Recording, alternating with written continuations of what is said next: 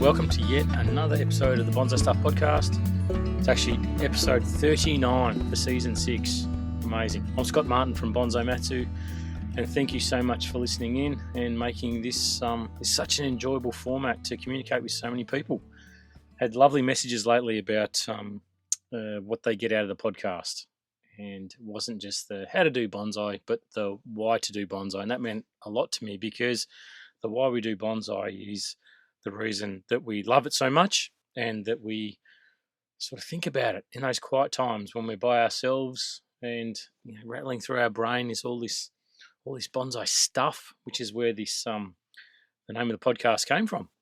Because I can't pinpoint one thing that I love about bonsai. There's so much that I really enjoy about it. Anyway, let's get into the podcast.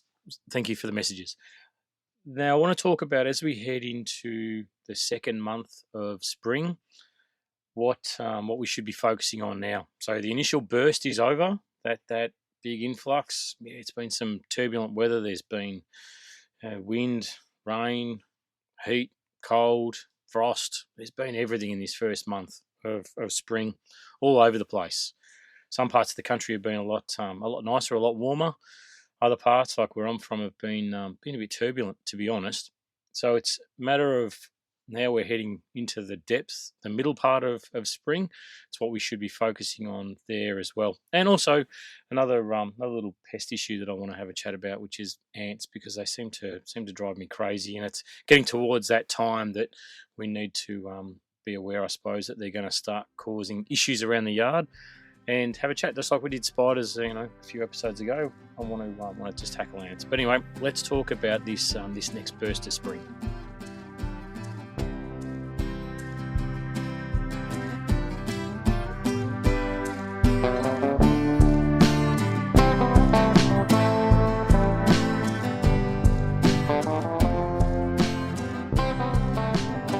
So the initial burst of spring's been.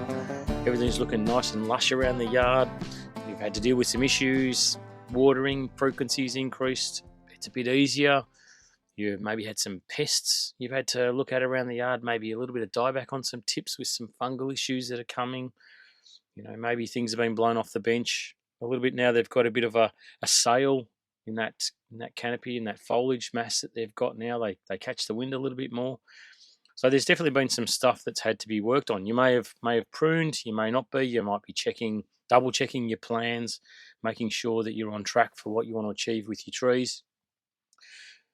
So now we need to, as we head into sort of the middle, towards the middle part of spring, really, effectively based on the calendar, it's a matter of what do we do now? Like, what's our focus? What do we have to do? What's next? What's on the agenda?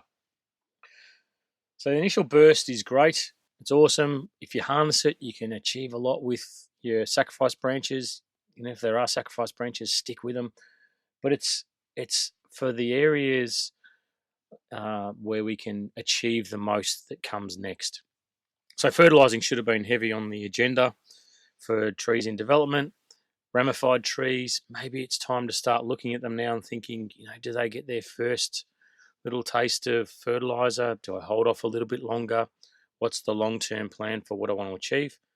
And as always, I'd err on the side of caution with that sort of thing. And maybe, a little bit is better than nothing, or, we're holding it back a little bit longer because it's about health and strength and whatever. And that leads me into my next point about if I'm focusing on my deciduous trees for now, it's what do I see on the agenda next for them? And it's planning for a defoliation of some kind.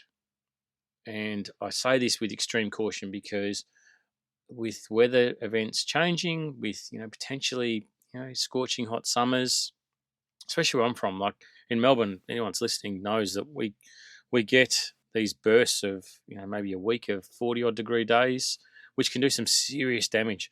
And we've been fortunate lately that over the last few years, well, fortunate in one sense, that we haven't really had to deal with them because we've had these milder, more humid summers, which again is a change from the norm for us. It's very different. So we have to learn to deal with that and the issues that come with it. fungal issues and that sort of stuff. But anyway, what my focus is on now that, let's pick a tree that's it's more on the developed side. Like I've got maybe a few sacrifice branches on it, which will be the majority of people. You're still working on some parts of the tree, but other parts of the tree, like the apex, you're pruning away because you want to slow that part down. You want it finer. You don't want it so coarse and thick and long. So you're thinking about, okay, well, what's next for these areas? Because if you look at them now, you'd be looking at them saying they're actually getting quite thick. Like there's not much sunlight can get in there. So remember the bud conveyor. All right. So the bud conveyor works along the premise that at some point or another, we can cut back and replace whatever gets too long or too thick or too coarse with a bud on the interior. Okay, a bud in closer. Now, how do we protect those buds? How do we encourage or stimulate the bud conveyor? By letting sunlight and air into those inner areas. How do we do that? We do it through a process of leaf removal or foliage removal in some form or another, not complete, but possibly complete, sometimes partial, sometimes very mild, depending on the tree that we're dealing with. But it's that potential for defoliation of some kind. So that's what's racing through my head when I look at my trees at the moment, is to think about them and maybe pinpoint certain trees that I know I'm going to be doing defoliation on, and then thinking about, okay, what sort of defoliation am I going to be looking at to achieve my objective? So it comes back again, it swings around every single time I look at my trees. What's my objective? What's my plan? What do I want to do? I don't just do these things because, hey, yep, no worries. It's it's early October, which means that we need to start thinking about defoliation. Defoliation means take the leaves off. Just do it. It's not what it's about. It's looking at the tree, assessing the health of the tree, and as I said before with the fertilizing side of things, that if you look at a tree and you think, yeah, okay, that has to have some kind of defoliation done on it. So not only are we going to open it up so we let light and air into those inner buds, so we need strength to generate those inner buds or to protect them, to keep them alive, to stimulate them. But when you remove the foliage, you're going to be activating buds that are dormant, that are new buds at the base of those leaves. So it's too early at this stage to do the defoliation process because those buds won't have developed quite enough.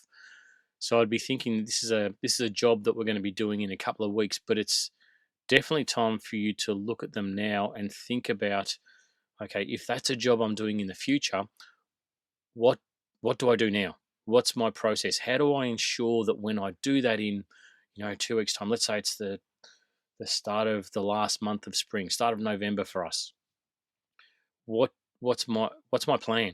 Because, okay, think backwards. All right, I'm going to remove the leaves. I want to stimulate buds. I want to activate dormant buds. I want to get the bud conveyor going. What does that require from the tree? That requires strength and vitality. How do I get that in the tree? If you look at it and you do the assessment, the health assessment of the tree, which you should do every single time before you do anything on the tree, you can look at it and go, okay, it's really strong, easy, no worries. Put that into the pile where it's going to happen. Okay, this tree's maybe on the struggling side. All right, so it's a potential, it's a maybe for that task. It's not automatically done. What should you do now? And that's what I wanted to talk about in this podcast is the steps you take now to ensure that you can do certain things to allow your bonsai to take that step forward. And it's things like fertilizing. It's things like, maybe a seaweed tonic, like sea salt that we use, or maybe it's a better position in the yard. Maybe it's take it out from its sheltered spot, put in a bit more sunlight, activate it a little bit more. Maybe you've got an area of the yard that maybe cops a little bit more wind that will, open things up a little bit more and stimulate the tree. It can be that maybe it's too wet. Maybe you need to put into a dry spot in the yard. Stop flooding it with water. There's lots of things that you can look at and assess right now that'll help you in the 3-4 week period in the future to achieve what you want to achieve. Often, you get to these points and go, okay, it's, start of November. My notes say for my bonsai care guide, this is the time for defoliation. All right, bring the tree in, cut off the leaves, put it back on the bench, and then just wait for the magic to happen. And I'm telling you, that's just not how it works. And it shouldn't be your focus. Your focus is, yeah, sure, that's got to happen in the future, possibly at some form or another, but it's what you do right now that makes the big difference. And this is where stories like you'll hear anytime you go anywhere near a bonsai club, or you just talk to people. Oh, I defoliated my tree once and it died. It's not the defoliation process that killed it. It's the lead up to it. Maybe it wasn't repotted. Maybe it wasn't fertilized heavy. Maybe you didn't do a health assessment before you defoliated the tree. It's, trees are designed and they have a desire to live forever. All we have to do is give them the right input and the right level of care, and these things will go on. So the health assessment and the reviewing of where your tree's at right now will allow you to take those steps forward, to achieve your plan. Your plan's not there just because it's something to do to fill in the dark hours, between sun going down and sun coming up before you can get back out in front of your trees. It's there for a really good reason. And if you don't review it, if you don't activate it, if you don't have it thoroughly in front of you every time that you work on your trees and just get into this automatic mode, and I guarantee you might take steps forward, but you may not as well. You might, sort of shuffle sideways. You might go backwards with your tree, which is just not what you want. Anyway, so now what you've got to do is look at your trees. Your first round of cuts really should be done about by now, I'd think, for pretty much everything that you want to try and control, so you can push more resources down to those areas that maybe you're running sacrifice branches, or you're trying to thicken, you're trying to lengthen, whatever it is. By cutting the areas you want to keep nice and fine and more compact, you'll find that you've still got time for resource allocation through your tree to push down to those areas. So that's pretty much where you're at now. Bud conveyor. How do we achieve bud conveyor? Through defoliation. How do we make defoliation successful? Strengthen it. Health assessment of the tree. What do we need to do to activate that plan for building the strength of the tree right now? So in a few weeks' time, we can get maximum bang for our buck and ensure that our tree steps forward. It's not rocket science, but having been through it myself, where I used to think about things automatically, or hear people say things and go home from a bonsai meeting. You'd get home at sort of 9:30, 10 o'clock at night. You'd walk in and go, oh, Christ, everybody's defoliated their trees. All right, I'm not coming in just yet. I'm just going to get one of my trees and defoliate it, bring it in, take all the leaves off. Yep, okay, I'm up with everybody else because that's what they've been doing. Did it give me the best results possible? Sometimes, yes. And sometimes I would go, that's fantastic. That really worked. I'm just going to keep doing that. And then other times I'd look at it and go, a lot of that tree's just died. Why did it die? I don't know. Maybe it was something else. It wasn't me. It must have been pests, or it must have been a disease, or it must have been that warm spell that we had. It's nothing to do with it. It's because I didn't do this health assessment, and I didn't take the right steps to ensure that I was doing the right thing by the tree. And forward planning a couple of weeks ahead of when you need to do something, or even deciding that you're not going to defoliate. You look at the tree and go, it is a weaker tree. All right, so then your plan changes. I'm not going to be defoliating 2 or 3 weeks' time. What am I going to be doing? I'm going to be building strength on the tree. How do I do that? Activate the plan and focus on that for the trees. It's this early part of spring now. It's over. It's a good time to get in there up close and personal with your trees and just make sure that everything's on track.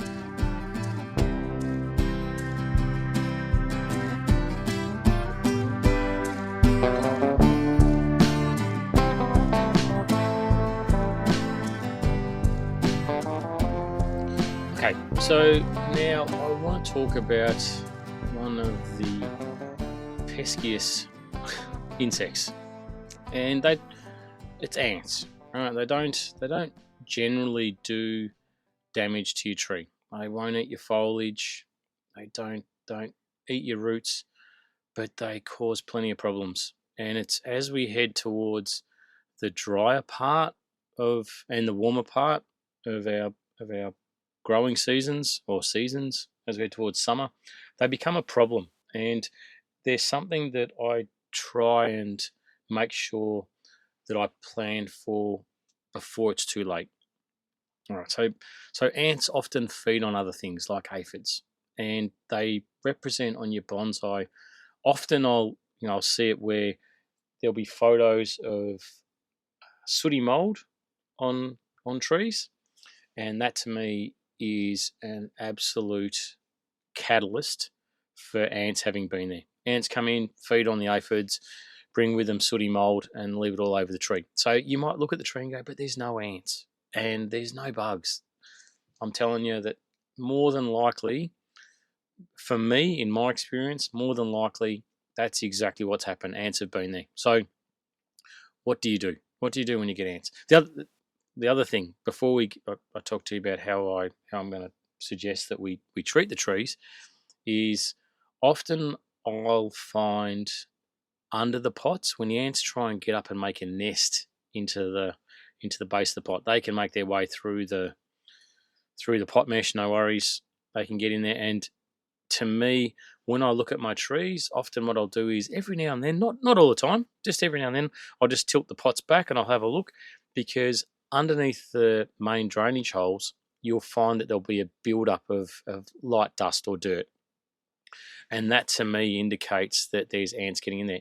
Now I use a really, really gritty mix, really open mix, which especially around the core or the base and the bari of an older tree that maybe hasn't been repotted for a while, that can get quite dry, like the water doesn't permeate into those areas, I could often find that ants will get up in there because it's very dry and it provides a beautiful location for them to build a nest, which is lovely. But then they start making these cavities inside your root ball, and where there's a cavity, you will not have any roots grow. So the roots start to die in that area. So while they're not actually eating or feeding on the roots of your tree, they will cause damage in that they're reducing down the size of the soil medium, the growing potential area for your bonsai. So larger pots, impact's not so bad. Smaller pots, massive impact.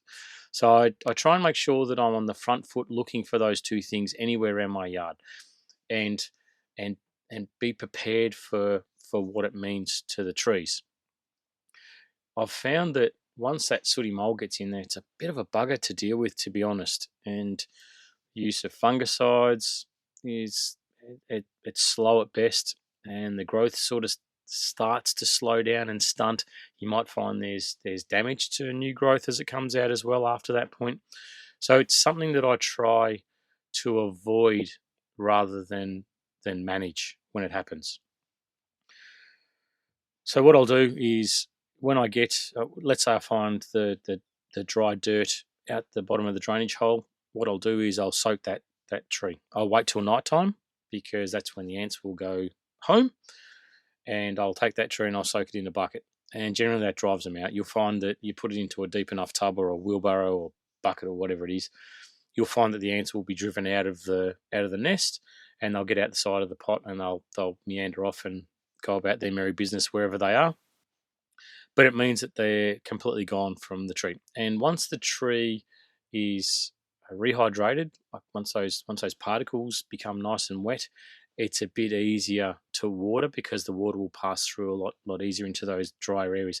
But it also means that I need to focus more on watering that tree, especially getting towards the warmer months, because if ants are getting in there and I'm watering like normal, well, I can guarantee you that tree is definitely a lot drier on the inner areas than what I'd thought it was. It might be one that I flag for repotting next year as a result of seeing them in there. And it definitely is one that I'll take greater care on to water going into the warmer months. It might be one that I put a fresh layer of sphagnum moss on or something like that to help try and keep a bit more moisture in there. Can maybe go to a partly shaded area of the yard. It might be one that I'll get a screwdriver and open up to allow more water to enter into those inner areas.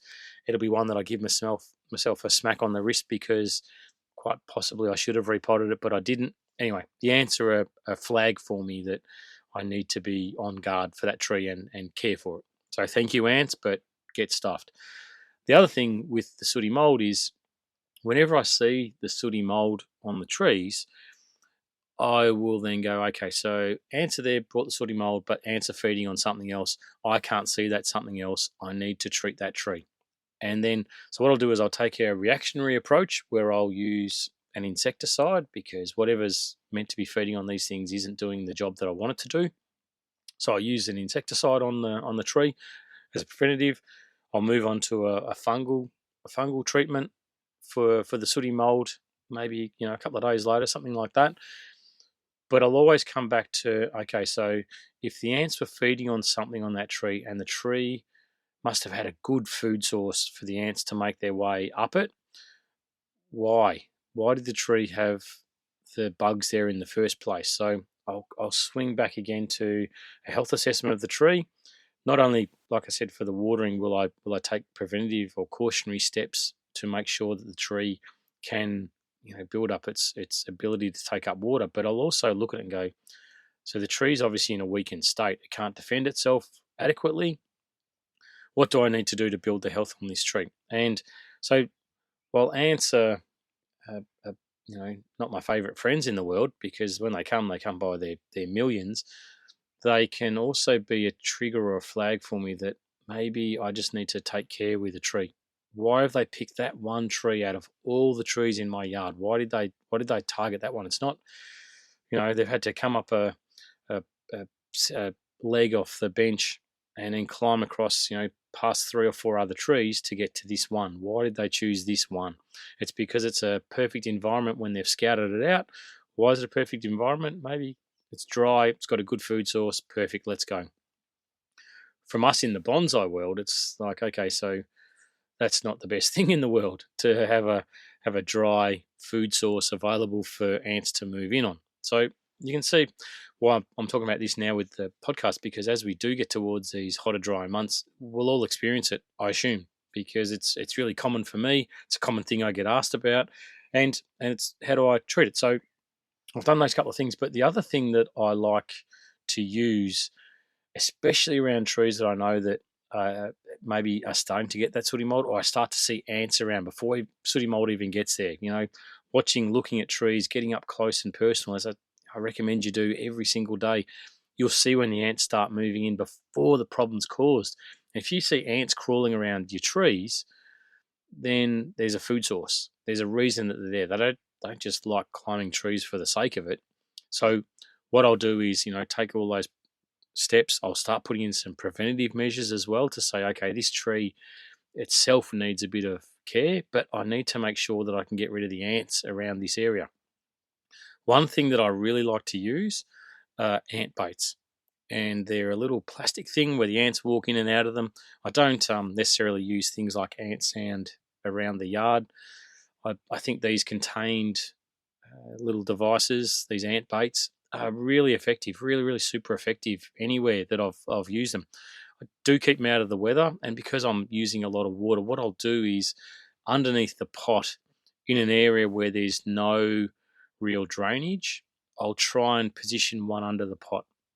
So therefore, if the ants are going to come through that area, climb up into the pot, then there's a pretty good chance, and I've had really good success with using them, where they'll go through the bait, they'll take the goodness that's there to move them on to greener pastures, and they'll leave the tree alone. So it allows me then to slowly start to look at rebuilding the tree's strength and encourage things to happen and for things not to happen with the tree when ants are around the area. But anyway, that's what ants represent for me, and I think it's something that you've got to be on the front foot about now.